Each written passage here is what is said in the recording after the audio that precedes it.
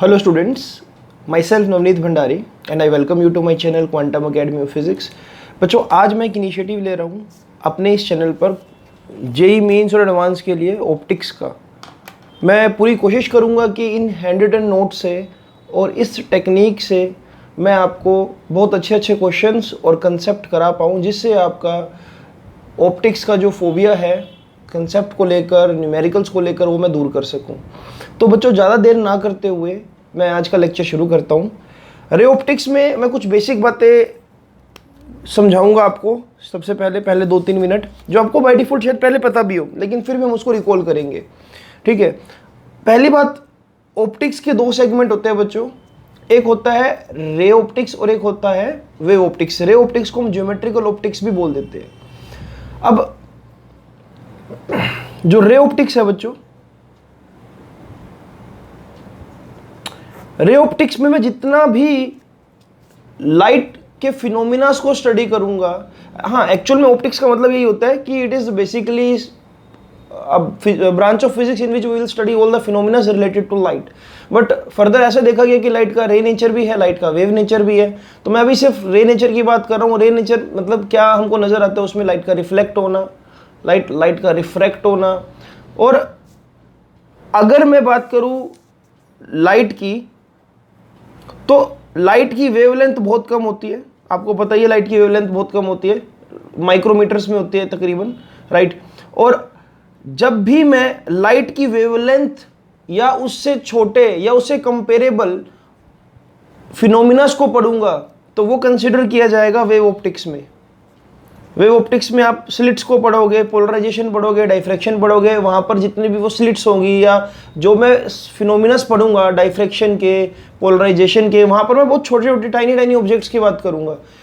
Light से related जो ray optics है, ज्योमेट्रिकल ऑप्टिक्स है, यहाँ पर जो फिनोमिनाज है वो विजिबल भी होंगे और थोड़े बड़े साइज के होंगे। जैसे कि लेंसेज की बात करूंगा, मिरर की बात करूंगा, माइक्रोस्कोप्स की बात करूंगा, स्लैब्स की बात करूंगा, प्रिज्म की बात करूंगा। ये सभी के सभी क्या है, बहुत बड़े साइज के हैं as comparison to wavelength of light.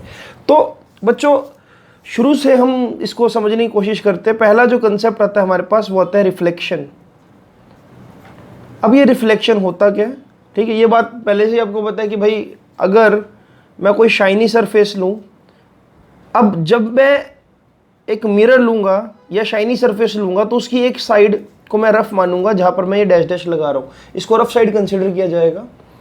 जब भी कोई भी लाइट रे इस शाइनी सरफेस के ऊपर गिरती है बच्चों, आपको पता है कि वो सेम मीडियम के अंदर बाउंस बैक हो जाती है। आपके घर में एक मिरर लगा होगा, प्लेन मिरर, उस पर आप लेजर लाइट फेंको तो वो सेम मीडियम में टकरा कर वापस आ जाएगी। अब जो लाइट इस मिरर की तरफ आ रही है, ये सरफेस की तरफ आ रही है, इसको हम बोलते हैं इंसिडेंट रे। जो लाइट टकरा कर दूर जा रही होगी उसको बोलते हैं हम रिफ्लेक्टेड रे। और यहां पर हम ड्रॉ कर देते हैं एक नॉर्मल, यानी कि 90 डिग्री विद द सरफेस। और हमेशा नॉर्मल और इंसिडेंट रे के बीच के इस एंगल को हम बोलते हैं एंगल ऑफ इंसिडेंस। मैं लिख देता हूं, ये जनरल बातें है बच्चों। शुरू के 5-10 मिनट बिल्कुल जनरल चर्चा करूंगा मैं, और उसके बाद हम इसको एक बहुत प्रो लेवल पर लेकर जाएंगे लेक्चर को, राइट। एंगल ऑफ इंसिडेंस किसके बीच में बनता है? नॉर्मल और इंसिडेंट रे के बीच में है। हाँ, इस लेक्चर के नोट्स जरूर आपको मैं प्रोवाइड कर दूंगा बच्चों, राइट। शॉर्ट नोट्स आपको मैं इस लेक्चर के जरूर दूंगा। इसके बाद नॉर्मल और रिफ्लेक्टेड रे के बीच में बनने वाले एंगल को हम बोलते हैं एंगल आर या एंगल ऑफ रिफ्लेक्शन, राइट। कहां पर बन रहे हैं? नॉर्मल और रिफ्लेक्टेड रे के बीच में, रे के बीच में, क्लियर है। अब अगर मैं लॉज ऑफ रिफ्लेक्शन की बात करूं तो उसके अकॉर्डिंग एंगल आई हमेशा एंगल आर के इक्वल होगा, राइट। और इंसिडेंट रे नॉर्मल, अब नॉर्मल को नॉर्मल बोलना है, कई बच्चे इसमें गलती करते हैं। इंसिडेंट रे नॉर्मल रे एंड रिफ्लेक्टेड रे बोल देते हैं, जबकि गलत है। Incident ray normal and reflected ray at the point of incident on the interface of mirror and air, you can say. अगर ये मिरर एयर के अंदर पड़ा है तो मैं बोल सकता हूँ यहाँ पर incident ray, normal and reflected ray at the point of incidence they all lie in same plane पर एक्ट कर रहे। देखो यहाँ पर इस पॉइंट पर ये मीट कर रहे हैं, राइट। तो ये तो था लॉज ऑफ रिफ्लेक्शन के बारे में। अब थोड़ा सा हम और टेक्निकल चलते हैं, थोड़ा सा और हम क्या आगे चलते हैं। अगर मैं आपको ये बोलूँ बच्चों कि एक मिरर के ऊपर, प्लेन मिरर मैंने बना रखा है यहाँ पर, प्लेन मिरर के ऊपर कोई लाइट फॉल हुई, राइट। अब जस्ट इमेजिन कि यहाँ पर कोई ऑब्जर्वर है इस जगह पर। अगर बीच में ये मिरर ना होता तो हो सकता है ये लाइट सीधा सीधा इस ऑब्जर्वर के पैरों में आके गिरती यहाँ पर, राइट। क्योंकि यहाँ पर हमने सडनली एक मिरर को प्लेस कर दिया है, तो इसका मतलब कुछ ऐसा हुआ कि लाइट टकराई और टकरा कर सडनली क्या अपने पाथ से ऐसे रिफ्लेक्ट हो गई इस मीडियम में। तो अब देखो लाइट यहाँ की बजाय यहाँ चलेगी। मेरा एरो देखना, मैं एरो कैसे बना रहा हूँ, राइट। तो मैं ये बोलूँगा कि यहाँ पर this is deviation, delta, deviation of light, right. और डेविएशन की डायरेक्शन आपने हमेशा मेंशन करनी होती है। जैसे कि अगर मैं यहाँ देखूँ, लाइट ने जाना था ऐसे, राइट, लेकिन ये डेविएट होकर चली गई ऐसे। तो इस केस में अगर मुझे बताना हो कि भाई ये डेल्टा की सेंस कैसी है, तो मैं बोलूँगा यहाँ पर, अब ये घड़ी के बिल्कुल अपोजिट है ना, तो मैं बोलूँगा यहाँ पर क्या है, ये एंटी क्लॉकवाइज सेंस में लाइट डेविएट हो गई अपने पाथ से, राइट, एंटी क्लॉकवाइज में। अब फिर क्वेश्चन अराइजेस कि भाई अगर एंटी क्लॉकवाइज से डेविएट हो गई, एंगल क्या होगा ये वाला, ये एंगल कैसे हम बता सकते हैं। तो हमेशा इस चीज़ को ध्यान रखना बच्चों, जब भी सिंगल रिफ्लेक्शन होगा और आपको एंगल ऑफ इंसिडेंस दिया हो, अब आपको पता है कि भाई ये एंगल ऑफ इंसिडेंस आई है, ये एंगल आर है, और angle I is equal to angle R है। तो देखो यहाँ से यहाँ तक अगर मैं इसको मार्क करूँ, ये वाला पूरा जो एंगल है बच्चों क्या होना चाहिए, angle I plus angle R plus delta equals to 180 degree. Straight line पर एंगल क्या होता है बेटा, 180 डिग्री होता है, और ये दोनों एंगल इक्वल है। तो मुझे अगर डेल्टा निकालना हो तो मैं लिख सकता हूँ it will be 180 minus 2i, right. क्योंकि हमेशा मुझे एंगल ऑफ इंसिडेंस गिवन होगा कि भाई इस एंगल से लाइट गिरी, तो डेविएशन निकालने का सीधा सा तरीका क्या है, 180 डिग्री में से इसको सब्ट्रैक्ट कर दो। यहाँ पर क्या लिखना पड़ेगा मुझे, 180 डिग्री माइनस 2i, और साथ में लिख दूंगा क्या मैं, एंटी क्लॉकवाइज, राइट, घड़ी के बिल्कुल अपोजिट डायरेक्शन में इसकी डेविएशन है। तो एक छोटा सा क्वेश्चन आता है बच्चों, मैं आपसे छोटा सा क्वेश्चन पुट कर रहा हूँ और आप कोशिश करना कि इसका आंसर दे सको, राइट। अब मैं आंसर आपका सुन नहीं सकता, लेकिन हाँ आपको फिर भी अपने आप को आंसर देना है। क्या हो अगर जो लाइट है वो नॉर्मली फॉल करे प्लेन मिरर पर,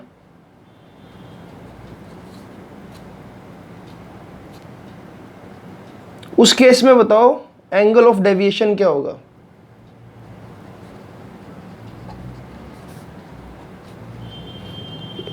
तो बच्चों बिल्कुल सिंपल सा कंसेप्ट है। देखो जब भी लाइट 90 डिग्री पर गिरेगी, राइट, जब भी लाइट ऐसे गिरती है किसी मिरर के ऊपर, तो आपको पता है कि वो बाउंस बैक हो जाएगी बिल्कुल सेम वे में, क्योंकि एंगल आई कितना है इस केस में, एंगल आई कितना है, कुछ बच्चे बोलते हैं 90 डिग्री, नहीं, एंगल आई कितना है यहाँ पर 0 डिग्री, एंगल आर कितना है यहाँ पर 0 डिग्री, राइट। अगर एंगल आई 0 डिग्री है तो डेविएशन कितनी हुई, देखिए 180 माइनस 2i, यानी कि इस केस में बेटा जो डेविएशन हुई, देखो लाइट को जाना था सीधा, बट क्योंकि मिरर आ गया तो वो बाउंस बैक हो गई। तो मैं बोल सकता हूँ यहाँ पर जो डेविएशन है वो क्या है, अगेन 180 डिग्री एंटी क्लॉकवाइज, ठीक है। तो ये बेसिक सा क्वेश्चन है जो आप बच्चों को आना चाहिए था। अब हम बात करते हैं कि अगर दो प्लेन मिरर होते एक पर्टिकुलर एंगल पर और वहां पर लाइट गिरती तो कैसे डेविएशन देखने को मिलती, राइट। हाँ, अगर आप साथ साथ नोट्स बना लोगे तो that will be well and good, but अगर आपको नोट्स मुझसे चाहिए तो वो भी आपको मिल जाएंगे। पर इस लेक्चर को बहुत अच्छे से रिस्पॉन्ड करना बच्चों। तो बच्चों वो तो था सिंगल मिरर, अब मैं क्या बोल रहा हूँ, मेरे पास दो मिरर्स है जैसे कि आप देख पा रहे हो, राइट। ये मैं रफ सरफेस बना देता हूँ इस तरह से। क्या हो अगर दो मिरर्स को मैं एक थीटा एंगल पर प्लेस कर दूं और कोई लाइट इस ए पॉइंट से आई, इस तरह से टकराई, फर्स्ट रिफ्लेक्शन हुआ, देन यहाँ पर मूव करी, सेकंड रिफ्लेक्शन हुआ और देन ऐसे चली गई। दो रिफ्लेक्शन है। अब मुझे बताना टोटल डेविएशन कैसे निकाल सकते हैं। देखिए चलो, पहली बात तो डेविएशन की सेंस भी देख लेते हैं हम। सी लाइट जब यहाँ से आई, अगर ये मिरर यहाँ ना होता तो लाइट कहाँ जाती, इस पर्टिकुलर पॉइंट पर जाते सीधा, क्योंकि यहाँ पर रिफ्लेक्शन हो गया। तो देखो सेंस देखो क्या है, मैं जस्ट ऐसे बना लेता हूँ, यहाँ से लेकर यहाँ तक ये पूरा डेल्टा होगा, राइट। सेंस क्या है यहाँ पर, अगर हम देखें, क्या ये सेंस बच्चों क्लॉकवाइज है, ये एंटी क्लॉकवाइज है, सोचो ये एंटी क्लॉकवाइज है, राइट, इस तरह से जा रही है ना। उसके बाद जब ये लाइट यहाँ पर आई, अगर यहाँ पर ये मिरर ना होता तो लाइट सीधी जाती, और बट रिफ्लेक्शन कैसे हुआ ऐसे। तो ये वाली सेंस भी देखो जरा ध्यान से, क्या ये वाली सेंस भी, ये वाली सेंस है सेम, राइट। एंड अगर देखो एंटी क्लॉकवाइज, तो इसका ये मतलब है कि दोनों डेविएशंस, देखो इसको मैं बोल रहा हूँ यहाँ पर डेल्टा 1 और इसको बोल रहा हूँ मैं डेल्टा 2, तो टोटल डेविएशन अगर मैं निकालना चाहूँ तो वो इन दोनों का एडिशन होगा, है ना। अब एडिशन क्यों हो रहा है, क्योंकि दोनों की सेंस सेम है। अगर ये एंटी क्लॉकवाइज होती और ये क्लॉकवाइज होती तो मैं क्या करता, डेल्टा 1 माइनस डेल्टा 2, राइट। वो हम आगे क्वेश्चंस में भी करेंगे, फिलहाल अब देखिए इस प्रॉब्लम को सोल्व कैसे करना है। तो बच्चों देखो, सबसे पहला काम मैं ये करता हूँ कि जो पहला रिफ्लेक्शन हुआ, ठीक है, वहां पर पहले नॉर्मल डायरेक्शन हम ड्रॉ कर लेते हैं किस तरह से। नॉर्मल डायरेक्शन हमेशा अपने सरफेस के परपेंडिकुलर ड्रॉ करना, इस बात का ध्यान रखना बच्चों। तो ये हमने चलो एक नॉर्मल डायरेक्शन ड्रॉ कर लिया, ठीक है, थोड़ा सा रफ बन गया मेरा, बट कोई बात नहीं। हम बोल देते हैं कि अगर ये एंगल आई है I1, सपोज ये भी एंगल क्या होगा, I1 होगा। जिस एंगल से लाइट आएगी उसी एंगल से क्या होगी बच्चों, रिफ्लेक्ट होगी, ठीक है। अगर ये एंगल I1 है तो ये बचा हुआ एंगल कितना हुआ, देखो नॉर्मल में से, देखो ये पूरा नॉर्मल है, यहाँ पर नॉर्मल में से ये I1 खत्म कर दो तो कितना बचेगा, यहाँ पर 90 माइनस I1 बचा, ये वाला एंगल। उसके बाद लाइट जब यहाँ टकराई तो यहाँ पर एक नॉर्मल डायरेक्शन मैंने ड्रॉ कर दिया, नॉर्मल डायरेक्शन कह रहा हूँ, मैकेनिक्स में पहुंच गया, नॉर्मल एक हमने ड्रॉ कर दिया। अब मान लेते हैं कि यहाँ पर लाइट टकराई किसी I2 एंगल से, तो I2 एंगल से रिफ्लेक्ट हो गई, राइट।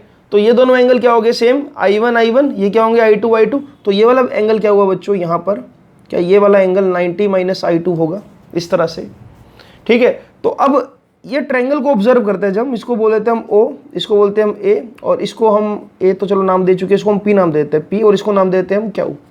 इस ट्रायंगल OPQ में, इस ट्रायंगल की बात कर रहा हूँ मैं, अंदर छोटे वाले ट्रायंगल की, यहाँ पर theta plus 90 minus I1 plus 90 minus I2, इन तीनों का सम कितना होना चाहिए बच्चों, 180 डिग्री, राइट। और यहाँ से मुझे एक रिलेशन मिल जाएगा, देखो 90 प्लस 90 का एडिशन 180 से कैंसिल हो रहा है, तो ये आ जाएगा theta is equal to I1 plus I2।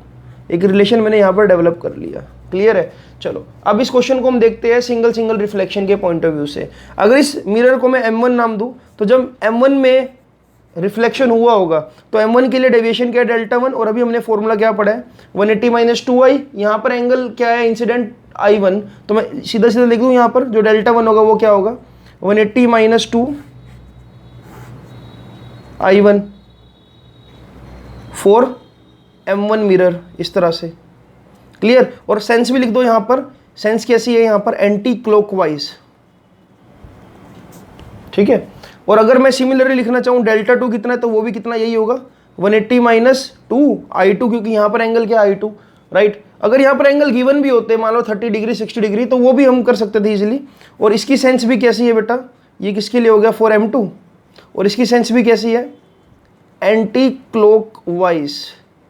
तो टोटल डेविएशन कितनी होगी, टोटल डेविएशन के लिए मैं क्या करूँगा, दोनों डेविएशंस को ऐड कर दो, it will 180 minus 2I1 plus 180 minus 2I2, और जब मैं ऐड करूँगा इसको तो ये आ जाएगा बच्चों 360 degree, right, minus 2 common I1 plus I2। और आपको पता है कि I1 प्लस I2 आपने क्या प्रूफ कर रखा है, थीटा के इक्वल। तो बच्चों जो डेल्टा की वैल्यू आ जाएगी वो सीधा सीधा आ जाएगी 360 माइनस 2 थीटा, राइट। इस तरह से ये क्वेश्चन किया जा सकता था। अब इससे मुझे एक बात का और पता लग रहा है कि देखो जो डेविएशन है वो किस पर डिपेंड कर रही है, कि मिरर्स के बीच में एंगल क्या है, यानी कि इस थीटा पे डिपेंड कर रही है। तो हम यहाँ पर एक लाइन और ऐड कर सकते हैं, नोट्स में मैंने ऐड कर रखी है, मैं आपको वर्बली बता रहा हूँ, अभी मैं लिखने में टाइम वेस्ट नहीं करूँगा। तो हम ये लाइन यहाँ पर ऐड कर सकते हैं कि total deviation after 2 reflection does not depends on angle of incident, right. इस बात से कोई फर्क नहीं पड़ता कि लाइट यहाँ से किस एंगल पर गिर रही है, फर्क इस बात से पड़ रहा है कि यहाँ पर प्लेसमेंट क्या है, यहाँ पर इनका ये वाला थीटा क्या है, राइट। सो हम ये लाइन जरूर लिखेंगे कि भाई हाँ, क्वेश्चन कैसे आ सकता है, कंसेप्चुअल देखते हैं। Suppose first reflection is taking place at 60 degree, then हमने एक और सेकंड केस लिया, वहां पर हमने लाइट को गिराया 45 डिग्री से, और ये वाला थीटा चेंज नहीं किया, तो क्या डेविएशन में कोई चेंज आएगा? तो आंसर है नो। हाँ, अगर इस थीटा को चेंज कर दिया और एंगल को सेम रखा, तब भी क्या चेंज आपको देखने को मिलेगा। तो ये बातें बच्चों नोट करने वाली है, इसको नोट डाउन कर लो। तो बच्चों मैं आपको एक क्वेश्चन शेयर कर रहा हूँ, जेई मेंस में एक बार पहले भी आ चुका है। वैसे तो इसका डायरेक्ट रिजल्ट याद रख लोगे तो बहुत बढ़िया है, लेकिन मैं आपको फिर भी प्रूफ कराऊंगा। क्वेश्चन ये आता है कि भाई अगर एक लाइट पैरेलल आए इस नीचे, इसका अच्छा इनके बीच का एंगल थीटा ले रहे हैं पहली बात तो। हाँ, क्वेश्चन आता है कि अगर एक लाइट पैरेलल आए इस नीचे लेटे हुए मिरर के और फॉल करे m1 पर किसी थीटा एंगल से, जैसे कि अब यहाँ पर जो इंसिडेंट लाइट है ये इसके पैरेलल है, नीचे वाला जो मिरर है, और ये फॉल कर रही है किसी थीटा एंगल पर, और after reflection it becomes parallel to first mirror, यानी कि जब रिफ्लेक्शन हुआ तो ये सिनेरियो हुआ बच्चों यहाँ पर कुछ ऐसे कि ये पहले मिरर के बिल्कुल पैरेलल हो गई, इस तरह से ऐसे। आई होप कि आपको कंसेप्ट समझ आया होगा कि भाई पहले जो रे थी इंसिडेंट वो पैरेलल थी नीचे वाले मिरर के, then after that it get reflected here, then reflected here, then it becomes parallel to first mirror। आपको ये बताना है इसके अंदर कि ये एंगल थीटा कितना होगा और टोटल डेविएशन कितनी आएगी। तो पहले डेविएशन के हम सेंस चेक करेंगे। सबसे पहले इस कॉम्पिटिटिव क्वेश्चन में हमने सेंस को चेक करना होता है, वरना मारे जाओगे वहां पर एंटी क्लॉकवाइज क्लॉकवाइज में सेम नंबर दे देंगे और आप वहां कंफ्यूज हो जाओगे। देखो, अगर मिरर ना होता तो लाइट ने जाना कहा था ऐसे, इस तरह से जाना था इसने लाइट ने, लेकिन क्योंकि रिफ्लेक्शन हुआ तो लाइट घूम गई इस तरफ, तो सेंस ऑफ रोटेशन देखो क्या आ रही है, दोबारा से सेंस ऑफ रोटेशन क्या आ रही है, एंटी क्लॉकवाइज। इसके बाद जब लाइट यहां पर टकरा कर आई तो इसने जाना था सीधा राइट, लेकिन ये घूम गई इस तरफ, तो यहां पर सेंस वही है जो पहले थी।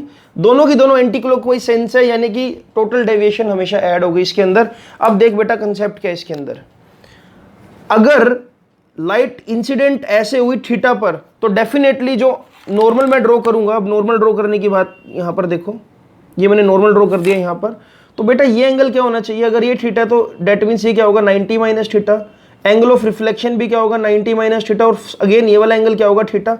अब इन तीनों एंगल्स को ऐड करके देखो क्या 180 डिग्री बन रहा है, तो आंसर है यस, बिल्कुल बन रहा है, चेक करके देख लो आप बेशक, है ना। देखो ना, जब भी लाइट किसी थीटा एंगल पर गिरे, मिरर के साथ थीटा एंगल बने, तो यानी कि नॉर्मल के साथ क्या एंगल होगा 90 माइनस थीटा। ओके, ये एंगल थीटा है। अब उसके बाद देखो क्या होगा, यहाँ पर कहानी बिल्कुल सेम है, बिल्कुल सिंपल है। अगर ये एंगल यहाँ पर देखो, नॉर्मल मैं यहाँ पर ड्रॉ करता हूँ पहले ताकि आपको कहानी ये समझ आ सके।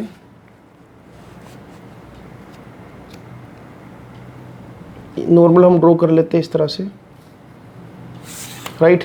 तो देखो अगर ये एंगल थीटा है तो मैं बोल सकता हूँ यहाँ पर मतलब ये एंगल 90 माइनस थीटा है, तो देखो ये एंगल भी यहाँ पर क्या होगा सेम वे में 90 माइनस थीटा होगा, और ये एंगल क्या होगा बच्चों यहाँ पर थीटा, और ये एंगल क्या होगा यहाँ पर थीटा, और ये एंगल क्या होगा यहाँ पर 90 माइनस थीटा राइट।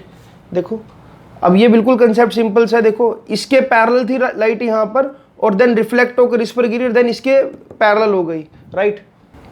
तो बच्चों अब देखो, अगर मैं इन ट्रायंगल्स की नेमिंग करूं, इसको नाम दे रहा हूं ओ, इसको नाम दे रहा हूं ए, और इसको नाम दे रहा हूं बी। इससे ट्रायंगल में तीनों एंगल कितने हैं, theta plus theta plus theta, इनका सम कितना होना चाहिए 180 डिग्री। इससे ये बात प्रूव हो गई कि भाई जो थीटा की वैल्यू वो कितनी आएगी 60 डिग्री राइट। अगर थीटा की वैल्यू 60 डिग्री है तो लाइट यहाँ पर 60 डिग्री पर गिरी, और एंगल ऑफ इंसिडेंस कितना है यहाँ पर, यानी कि 30 डिग्री, क्योंकि 90 माइनस थीटा है राइट। अब देखो मुझे ये दो चीजें तो बतानी थी, एक तो एंगल थीटा, तो अपने थीटा फाइंड आउट कर लिया, बिल्कुल सिंपल सी सिमेट्री बन रही है यहाँ पर ये। और अगर मैं डेविएशन 1 निकालना चाहूँ, यानी कि ये वाली डेविएशन, तो इसका फॉर्मूला क्या होगा मिरर 1 के लिए 180 माइनस 2i। अब ये कितना है यहाँ पर देखो 180 माइनस 2 इंटू में 30 डिग्री, 90 माइनस थीटा है ना, और थीटा की वैल्यू कितनी 60 डिग्री। तो जो डेविएशन 1 आई बच्चों वो आई 120 डिग्री, और कैसी आई AC एंटी क्लॉकवाइज, ठीक है। और अगर मैं डेविएशन 2 निकालना चाहूँ तो डेविएशन 2 होगी क्या 180 माइनस 2i, अगेन यहाँ पर एंगल क्योंकि सेम है, तो ये भी कितनी हो जाएगी बच्चों 120 डिग्री, और ये भी क्या होगी बच्चों एंटी क्लॉकवाइज। अगर टोटल डेविएशन निकाल लूँ तो वो कितनी होगी, दोनों को ऐड कर दो 120 degree plus 120 degree, it will be 240 degree, और सेंस कैसी होगी एंटी क्लॉकवाइज। तो ये रिजल्ट याद रखो कि जब भी रे फर्स्ट सेकंड मिरर के पैरेलल होकर दो रिफ्लेक्शन सफर करे और फर्स्ट मिरर के पैरेलल हो जाए, तो उस केस में जो टोटल डेविएशन होती है वो 240 डिग्री की होती है, राइट। और जो एंगल बनता है हमेशा ये वाला, ये एंगल कितना बनता है यहाँ पर, हमेशा 60 डिग्री, राइट। तो आगे अगला क्वेश्चन देखते हैं बच्चों। तो बच्चों ये क्वेश्चन हम खुद से ट्राई करने की कोशिश करते हैं। हमको नेट डेविएशन बतानी है आफ्टर 2 रिफ्लेक्शन, और एक जो लाइट रे है वो गिर रही है इस M2 मिरर के ऊपर 60 डिग्री पर। तो देखो कहानी क्या होगी। अब यहाँ पर सबसे कॉमन मिस्टेक जो बच्चा कर सकता है, angle I is not 60 degree. अगर मिरर के साथ एंगल बन रहा है तो ऑब्वियसली जो एंगल ऑफ इंसिडेंस होगा वो क्या होगा, 90 माइनस थीटा, राइट। तो यानी कि अगर मैं नॉर्मल ड्रॉ कर भी दूं यहाँ पर, तो ये एंगल कितना आएगा बच्चों, 30 डिग्री। और उसके बाद ये कहानी कुछ ऐसे होगी, 30 डिग्री पर यहाँ पर जाएगी लाइट ऐसे, राइट, ऐसे कुछ, ठीक है। तो ये एंगल भी कितना होगा यहाँ पर बच्चों, 30 डिग्री। उसके बाद यहाँ पर रिफ्लेक्शन होगा इस तरह से, और यहाँ जब रिफ्लेक्शन होगा लाइट कुछ ऐसे चली जाएगी यहाँ से इस तरह से, राइट। और ये अगर नॉर्मल ड्रॉ करूँ यहाँ पर भी, राइट, तो नॉर्मल ड्रॉ करूँ अगर यहाँ पर ऐसे कुछ इस तरह से, तो जब मैंने नॉर्मल ड्रॉ किया बच्चों यहाँ से, अब देखो ये 30, ये एंगल 60 डिग्री, ये 60, ये 60, तो ये एंगल को मान लेता हूँ मैं x, राइट। ट्रायंगल OAB, ठीक है। इन ट्रायंगल OAB अब मुझे पता है कि 60 और इस x की वैल्यू का जो एडिशन है वो 180 डिग्री होना चाहिए। यहाँ से मैं x को डायरेक्टली बोल सकता हूँ कि ये भी क्या होगा, 60 डिग्री होगा, राइट। तो यहाँ पर लिख दिया मैंने 60 डिग्री, राइट। अगर ये 60 डिग्री है तो यहाँ पर भी एंगल ऑफ इंसिडेंस कितना है बच्चों, 30 डिग्री, और एंगल ऑफ रिफ्लेक्शन कितना होगा, 30 डिग्री, और ये क्या होगा बच्चों, 60 डिग्री। तो इस तरह से मैंने इस फिगर को कंप्लीट कर लिया। अब वीडियो को पॉज करके पहले आप ओरिजिनल डायग्राम बनाओ, जो इसकी कहानी पहले थी, राइट। क्वेश्चन को बाद में सोल्व करना, पहले कहानी बनाओ। अब देखो मुझे यहाँ पर सिंपल पता है कि मुझे करना क्या है। पहले तो डेविएशन की सेंस ढूंढनी है। डेविएशन की सेंस कैसे, भाई रे ने जाना था ऐसे, लेकिन डिफ्लेक्ट हो गई ऐसे। अब देखो ये कैसे घूम रही है, इस तरह से घूम गई है। देखो रोटेशन क्या है, ऐसे जाना था, देखो जाना था ऐसे, लेकिन घूमकर ऐसे इस तरह से डिफ्लेक्ट हो गई। तो डेविएशन कैसे है इस बार, क्लॉकवाइज, राइट। अब उसके बाद जैसी गई, इसने जाना था ऐसे इस तरफ, बिल्कुल सीधा इसको एक्सटेंड कर दो, लेकिन घूम कैसे गई, ऐसे। तो ये भी क्या है, क्लॉकवाइज। अब लाइट दोनों जगह क्लॉकवाइज घूम गई। तो यानी कि पहले अगर मिरर M2 की बात करूं, इस मिरर की, यहां पर डेल्टा 2 कितना आएगा, 180 माइनस 2i। अब i कितना है यहाँ पर बच्चों, 30 डिग्री है i यहाँ पर। तो मैं क्या करूंगा, delta 2 is equal to 180 minus 60 degree, यानी कि जो डेविएशन आई ये कितनी आई यहाँ पर बेटा, 120 डिग्री, और डायरेक्शन क्या है, क्लॉकवाइज, ठीक है। अब यहाँ पर भी 30 डिग्री का एंगल बन रहा है, तो डेल्टा 1 भी कितना होगा, 180 माइनस i, मतलब 2i। और यहाँ पर इसको मैं क्या लिख सकता हूँ, 180 माइनस 60 डिग्री, यानी कि delta 1 will be what, 120 degree clockwise. Total deviation कितनी आ गई, दोनों को ऐड कर दो, सेम सेंस है तो दोनों ऐड हो जाएगी डायरेक्टली, और आंसर क्या आएगा, 240 डिग्री क्लॉकवाइज, ठीक है बच्चों। तो आई होप कि ऐसे क्वेश्चन आप कर पाओगे। क्वेश्चन आप खुद से ट्राई करना, मैं आपको दे रहा हूँ। तो बच्चों ये क्वेश्चन आपने भी खुद ट्राई करना है, वीडियो को पॉज करके। क्वेश्चन मैं आपके लिए पढ़ देता हूँ एक बार। 2 plane mirrors are inclined at angle theta. तो पहले देखो कहानी में बना लेता हूँ आपके लिए, थोड़ी सी हेल्प कर देता हूँ। मान लेते हैं कि 2 मिरर्स है बच्चों, और वो एक पर्टिकुलर थीटा एंगल पर हमने इंक्लाइंड भी कर दिए। लो जी, ये थीटा एंगल बना दिया मैंने, क्लियर है। और ऐसा बोला है कि light ray incident parallel to one of 2 mirrors. हम ऐसा बोल देते चलो लाइट रे पैरेलल आ रही है, 1 ऑफ 2 मिरर, ऐसे लाइट आ गई इस तरह से। अब अगर पैरेलल आ रही है और ये एंगल थीटा है, तो डेफिनेटली ये एंगल भी थीटा होगा। और इन्होंने शायद मेंशन नहीं किया यहाँ पर, हाँ नहीं मेंशन किया, तो बाय डिफॉल्ट ये एंगल क्या बन जाएगा, थीटा। क्लियर है बच्चों। और आपको ये बताना है कि अगर तीसरा रिफ्लेक्शन जो हो रहा है उसके बाद लाइट अपने पाथ को रिट्रेस कर ले, तो थीटा की वैल्यू क्या होनी चाहिए उस कंडीशन में। ये क्वेश्चन थोड़ी सी जो प्रॉब्लम है थोड़ी सी ट्रिकी है। आप देखो कि तीसरा रिफ्लेक्शन कैसे होगा, कहाँ होगा, और पूरा सिनेरियो क्या बनेगा। वीडियो को पॉज करो, ट्राई करो, और मैं सोल्यूशन रिवील तभी करूंगा जब आप इसको खुद से ट्राई करोगे। तो be honest with yourself, concept को करना सीखो जरा, ठीक है। अब देखो कहानी कुछ कैसे यहाँ पर बनेगी। अब अगर आप इसको ट्राई कर चुके तो ही इसको देखना। अब यहाँ से लाइट आई, यहाँ पर होगा दूसरा रिफ्लेक्शन, ठीक है, इस तरह से। और उसके बाद ऐसा बोला गया कि जब तीसरा रिफ्लेक्शन हुआ, तीसरा रिफ्लेक्शन जो होगा कुछ ऐसे हो सकता है यहाँ पर, और यहाँ पर लाइट ने अपने आप को रिट्रेस कर लिया इस तरह से, राइट। मतलब यहाँ पर डेफिनेटली ये एंगल क्या होना चाहिए, 90 डिग्री होना चाहिए। इसका मतलब ये पूरी कहानी में मुझे ये एंगल्स पता है अब तक। तो देखो, अगर मैं इसको थोड़ा सा क्लोजली देखना अब जरा, अगर मैं यहाँ पर नॉर्मल ड्रॉ कर दूँ तो मुझे ये पता है कि ये एंगल 1 और ये एंगल 2, लिख देता हूँ, एंगल 1 और एंगल 2 क्या दोनों के दोनों 90 माइनस थीटा होंगे। साइड में लिख रहा हूँ मैं, है ना, यहाँ लिखूंगा तो गड़बड़ हो जाएगी थोड़ी सी, ठीक है। दोनों एंगल कितने होंगे, 90 माइनस थीटा। ओके, तो इसका मतलब ये एंगल क्या हुआ बच्चों, ये वाला एंगल, ये एंगल थीटा हुआ। ओके, अगर ये 90 डिग्री है तो यानी कि ये अंदर वाला एंगल क्या हुआ, ये भी 90 डिग्री हुआ। देखो, ये थीटा है, ये 90 है, और अगर ये थीटा ये 90 है बच्चों, तो ये वाला एंगल, इसको ना एक काम करता हूँ मैं, थोड़ा सा बड़ा बना देता हूँ ताकि आपको डायग्राम में थोड़ी क्लैरिटी है। देखो, कहानी को दोबारा से मैं ड्रॉ कर रहा हूँ आपके लिए, थोड़ा सा डायग्राम को हम बड़ा कर देते हैं ताकि हमारे पास थोड़ा सा एंगल्स को समझने का स्पेस हो, ठीक है। अब कलर भी अलग यूज़ करता हूँ मैं इसके लिए। देखो, कहानी ये थी कि लाइट पैरेलल आई और 3 रिफ्लेक्शन होने हैं यहाँ पर टोटल। तो लो जी, ये पहला रिफ्लेक्शन हुआ यहाँ पर, दूसरा रिफ्लेक्शन हुआ यहाँ पर, right, first reflection, second reflection, और जब तीसरा रिफ्लेक्शन हुआ यहाँ पर ऐसे, तो लाइट ने अपने पाथ को रिट्रेस कर लिया इस तरह से। क्लियर है बच्चों? अब डायग्राम में थोड़ी सी क्लैरिटी आपको देखने को मिलेगी।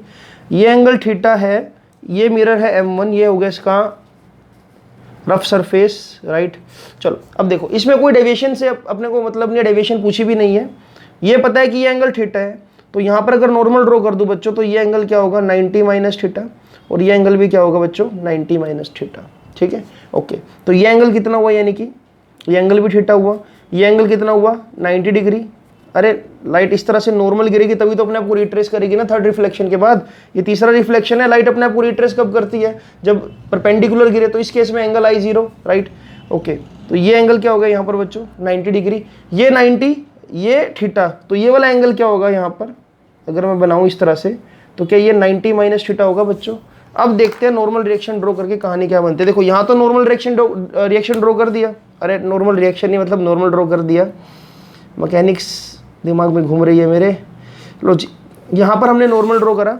अब अगर ये 90 माइनस थीटा है तो ये एंगल क्या होना चाहिए, थीटा, तो ये एंगल भी क्या होना चाहिए, थीटा, और ये एंगल क्या होना चाहिए यहाँ पर बच्चों, 90 माइनस थीटा। तो ये है पूरे डायग्राम की कहानी। अब अपने को थीटा निकालना है, तो थीटा निकालना कोई बहुत बड़ी जंग नहीं है, बहुत आसानी से आप निकाल सकते हो। अब एक काम करो ना बच्चों, देखो ये वाला ट्रायंगल जो मैं शेड कर रहा हूँ, यहाँ से इसको निकाल लो, इजी है निकालना। देखो, इसको मान लेते हैं O, इसको मान लेते हैं A, और इसको मान लेते हैं B। तो यहाँ पर देखो कितना है, ये टोटल एंगल कितना बन रहा है, 2 थीटा, ये एंगल कितना बन रहा है, थीटा, ये एंगल कितना बन रहा है, 90 डिग्री, और ये इन सब का सम जो आना चाहिए वो कितना आना चाहिए, 180 डिग्री के इक्वल।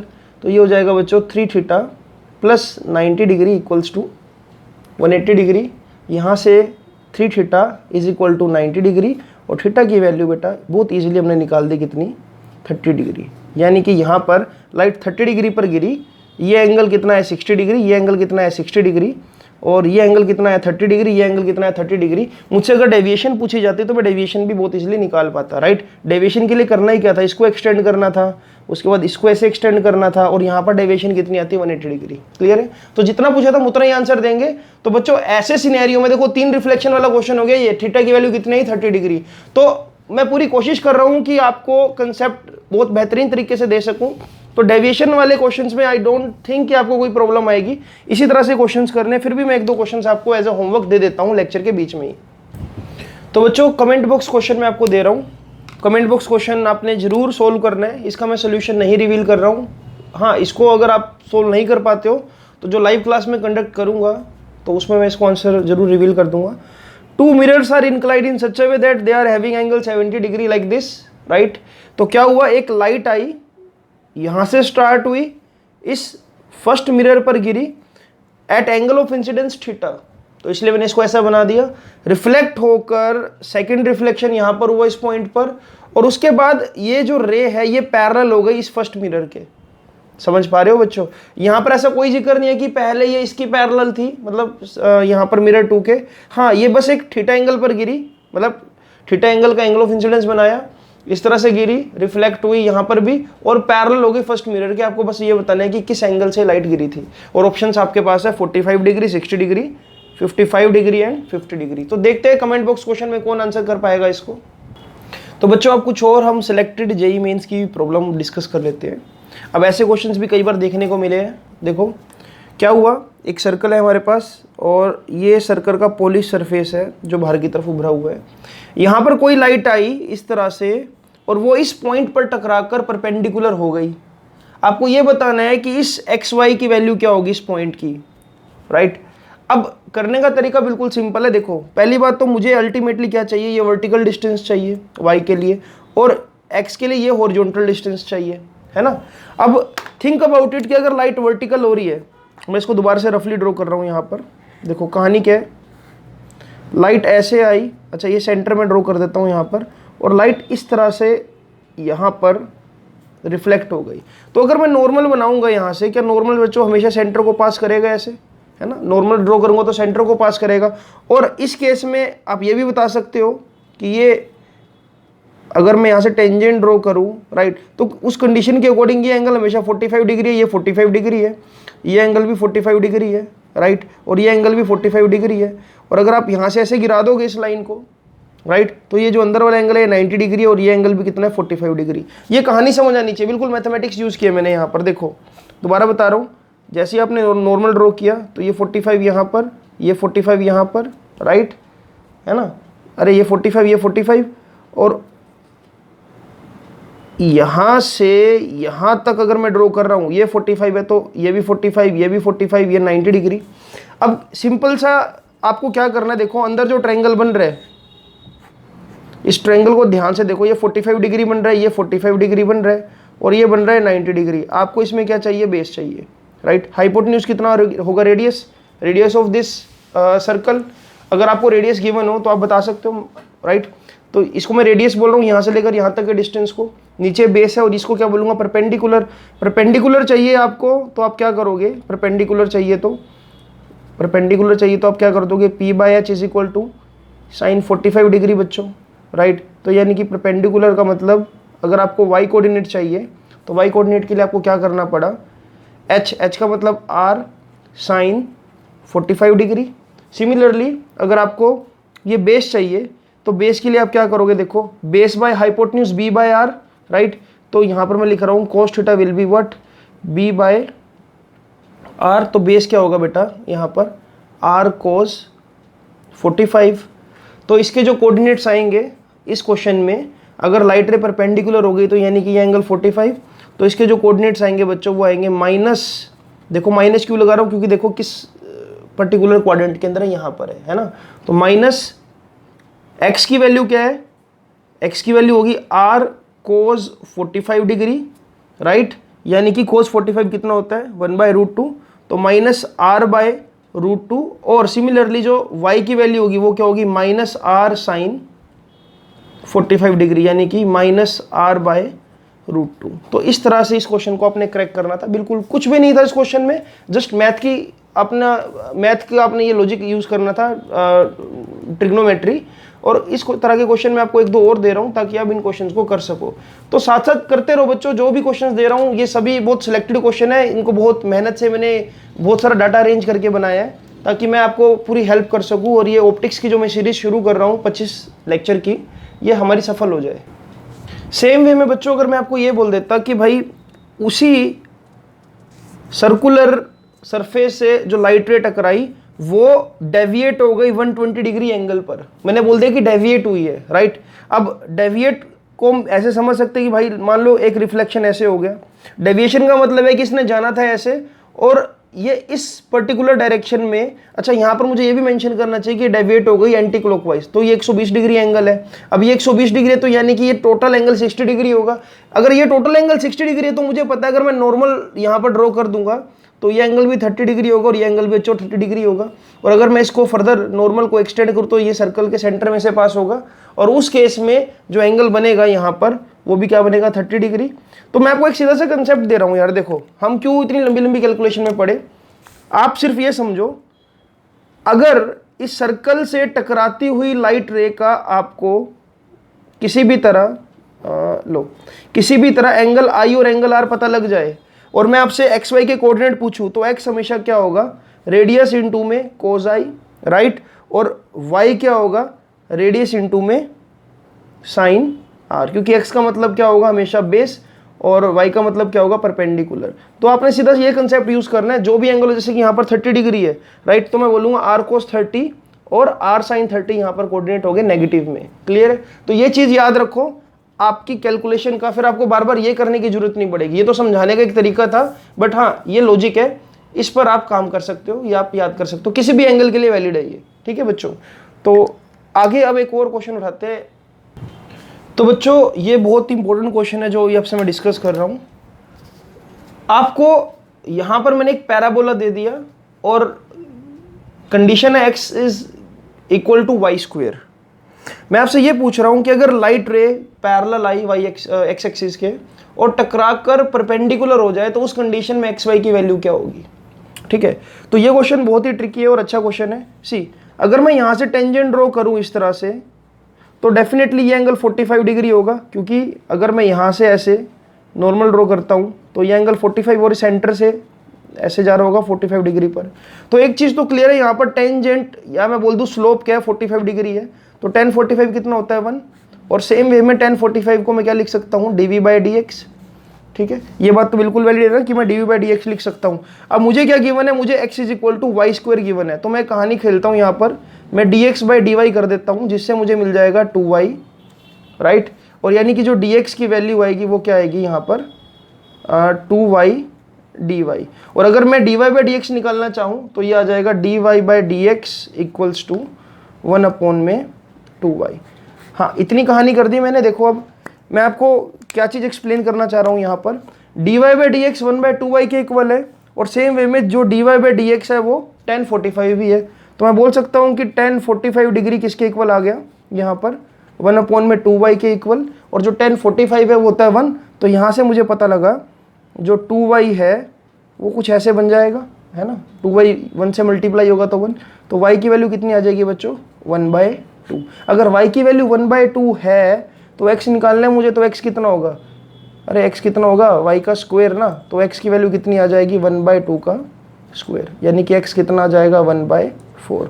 तो यानी कि जो पॉइंट्स आएंगे बच्चों इस केस में ये क्या आएंगे 1/4 इंटू 1/4 और 1/2। सिंपल सी कहानी थी, स्लोप ढूंढी हमने 45 degree, slope tan 45 is equal to 1, और सेम वे में dy/dx, तो मैंने dx/dy किया, उसका रेसिप्रोकल करा और इस तरह से क्वेश्चन निकाल दिया। ठीक है, तो ये क्वेश्चंस मेंस लेवल के हैं और आपको इन क्वेश्चंस की अच्छी समझ होनी चाहिए। अब मैं एक दो क्वेश्चंस और आपको कराने वाला हूँ जो इससे भी खतरनाक है बच्चों। ये क्वेश्चन यही एडवांस में से मैंने निकाला है और ये क्वेश्चन वाकई में बहुत अच्छा क्वेश्चन है। देखो इसको ये मैंने सोल्व कर रखा है पहले से ही, तो मैं नहीं चाहता कि मैं अपना टाइम ज़्यादा खराब करूँ इसको दोबारा से सोल्व करने में। आपको मैं समझा जरूर दूंगा और आपने इसको नोट डाउन भी करना है।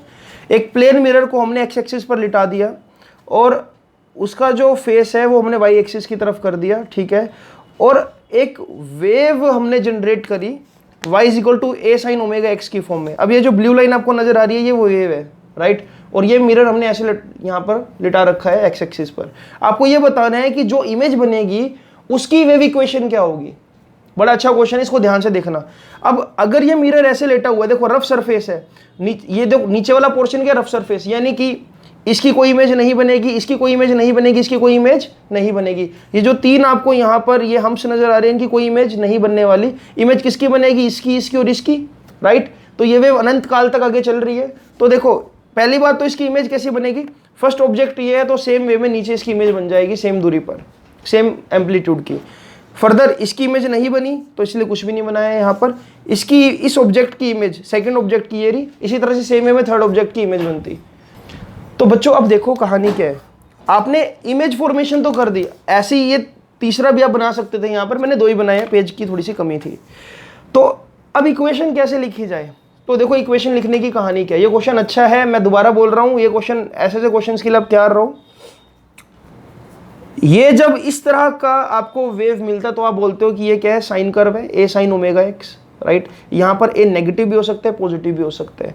अगर इसके अंदर मैं ये ऐड कर दूं, मोड ले लूं a का, तो हमेशा ये पॉजिटिव वैल्यू देगा इस तरह से, है ना, +1 +1 +1। तो कुछ देखो ये नेगेटिव वाला भी पॉजिटिव हो जाएगा ना यहाँ पर, जो देखो यहाँ पर ये 2 नंबर है, ये रहा 2 नंबर, ये भी पॉजिटिव हो गया। कब होगा, जब मैं इसका मोड ले लूं।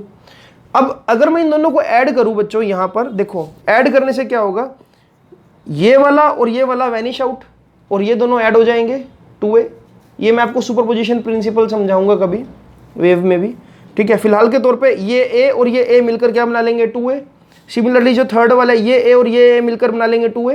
देखो सेकंड वाले ने वैनिश आउट कर दिया, फोर्थ वाले ने वैनिश आउट कर दिया, थर्ड a और थर्ड इसका a क्या मिला लेंगे यहाँ पर 2a। इस तरह से जो इक्वेशन बनी है क्या बन गई बच्चों, देखो ये रही ये इक्वेशन बनी। बट मुझे ऐसा तो कुछ नहीं मिल रहा है, मुझे तो ये मिल रहा है ये। अब ये देखो कैसे मिल सकता है। पहली बात देखो ये 2a ऊपर और मुझे नीचे क्या मिल रहा है a मिल रहा है। देखो ये 2a और ये कितना है a। दूसरी बात बिल्कुल रिवर्स है।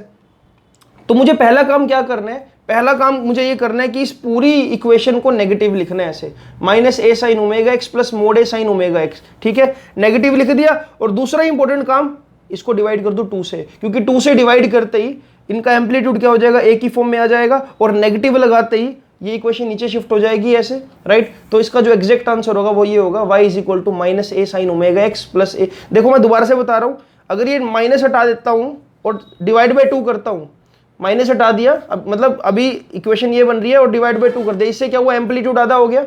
एम्पलीट्यूड आधा हो गया तो यानी कि ये जो है ये बच्चों ऐसे बन गई इस तरह से, देखो ऐसे, राइट। और अगर मैं नेगेटिव लगा देता हूं तो क्या ये डायरेक्शन रिवर्स हो गई, तो ये क्या आ जाएगी, ऐसे बन जाएगी बिल्कुल एग्जैक्ट जैसे मैंने नीचे बना रखी। और यही तो हमारी इमेज बन रही है, देखो इस तरह से यहाँ पर, राइट। तो ये क्वेश्चन बहुत बेहतरीन है, ये इमेज वाला। और जब वेव इक्वेशन आपको दे दी तो यहाँ पर आपको साइन कर्व का पता होना चाहिए था। क्वेश्चन बहुत अच्छा है बच्चों, राइट। तो इसको भी नोट डाउन कर लो, काम आएगा बहुत। तो बच्चों एक और प्रॉब्लम जो मैं आपसे शेयर करूंगा वो है क्लॉक प्रॉब्लम। जब भी आपको कोई क्वेश्चन मिले कि भाई एक घड़ी बना दी और घड़ी में आपको टाइम दे दिया, टाइम सबको देखना आता है, जैसे कि जो मैंने घड़ी बना रखी है यहाँ पर टाइम कितना हो रहा है, 3:06 और 30 सेकेंड, राइट। ये छोटी वाली जो सुई है ये है आर की, ये मिनट की और ये सेकेंड की सबसे बड़ी, ठीक है। और सामने मिरर रख दिया और आपको यहाँ पर एक और ऐसे ही घड़ी बनाकर दे देंगे और पूछ लेंगे कि इसमें कितना टाइम होगा। तो बच्चों इसको करने का बिल्कुल सिंपल सा तरीका है। पहला देखो, 2 तरीके बता रहा हूँ। पहला, घड़ी बनाओ जैसे कि बनी है, इसको पिछली साइड से ऐसे देखो, ऐसे यहाँ से देखो जो इसकी, अब यहाँ से आपको क्या नजर आ रहा है, देखो यहाँ से आपको जो भी नजर आएगा उसको टाइम। अब यहाँ पर देखो ये 9 बजे, यहाँ पर कुछ ये 8 और 9 के बीच में सुई आ रही है इस तरह से, राइट। और 8 और 9 के बीच में सुई आ रही है। और जो ये देखो ये वाला टाइम कितना हो रहा है, कुछ 55 पर सुई ये वाली है और ये वाली किस पर है, ये 30 पर ही है। क्लियर है। तो अब एक तो करने का ये तरीका, यहां से टाइम देखकर लिख लो। दूसरा तरीका ये हो सकता है कि आप ऐसे करो, HMS लिखो, क्लियर। सेकंड में लिखो 60, मिनट में लिखो 59 और आर में लिखो 11। और उसके बाद जो आपको टाइम गिवन है उसके लिए कहानी ऐसे करो, देखो 60 में से जो गिवन टाइम है उसको माइनस कर दो, मिनट में से जो गिवन मिनट है उसको माइनस कर दो, आर में से जितना टाइम हो रखा है उसको माइनस कर दो। जैसे कि 3 बज रहे थे यहाँ पर, तो 11 में से 3 माइनस करा तो कितने बज गए बच्चों, 8। 59 में से अगर 6 को माइनस करो तो कितना आया, सोचो 53। और अगर 60 में से 30 को माइनस कर दो तो कितना आया, 30। तो इस घड़ी में अगर यहाँ पर देखूंगा मिरर में जो टाइम मिलेगा मुझे मिलेगा वो 8:53 53 मिनट्स और 30 सेकेंड। और अगर आप ऐसे देखोगे तो बच्चों ये वही टाइम है। आप ध्यान से देखो, ये देखो 8 और 9 के बीच में, तो 8:53 मिनट्स और 30 सेकेंड्स, ठीक है। ऐसे आपको नजर नहीं आ रहा, मैं आपको दिखाने की कोशिश तो कर रहा हूँ, बट हाँ इसको पेपर पे ड्रॉ कर कर, ठीक है, पीछे से भी देखो और ये फॉर्मूला भी अप्लाई करके देखो, आपको बिल्कुल सेम टाइम मिलेगा। तो ये थी क्लॉक की ट्रिक।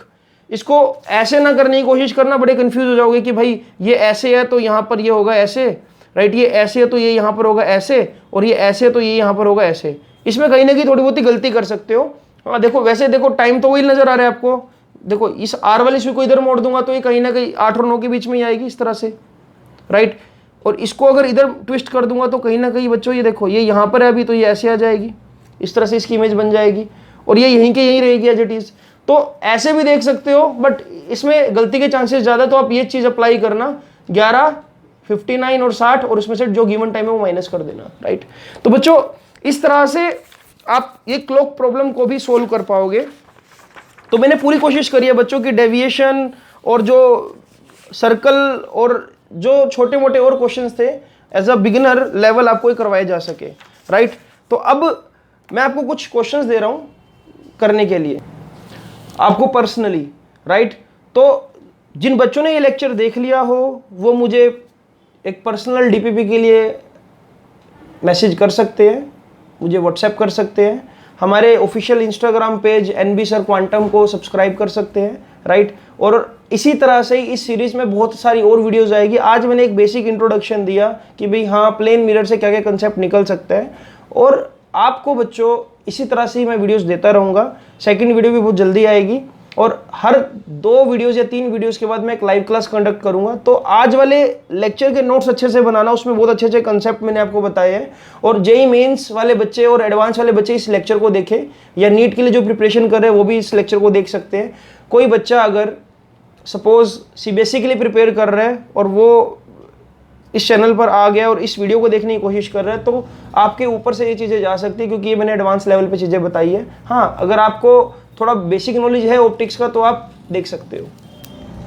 तो बच्चों कमेंट बॉक्स क्वेश्चन का आंसर जरूर करना जो वीडियो के बीच में मैंने पूछा है आपसे। मिलता हूँ आपसे अगली वीडियो में। अगर चैनल पे नए हो तो सब्सक्राइब जरूर करो चैनल को, इन वीडियोस को शेयर करो, कोने कोने तक पहुंचाओ। सारा कंटेंट आपको मिलेगा CBSE भी, और अब तो मैंने NCERT सीरीज भी स्टार्ट कर दी है, तो इस चैनल की प्लेलिस्ट में आप जाकर देख सकते हो, आपको बहुत अच्छी अच्छी और वीडियोस मिल जाएगी। Thank you so much for watching this, और अपना फीडबैक जरूर दो कि लेक्चर आपको कैसा लगा, क्या मजा आया लेक्चर पढ़ने में।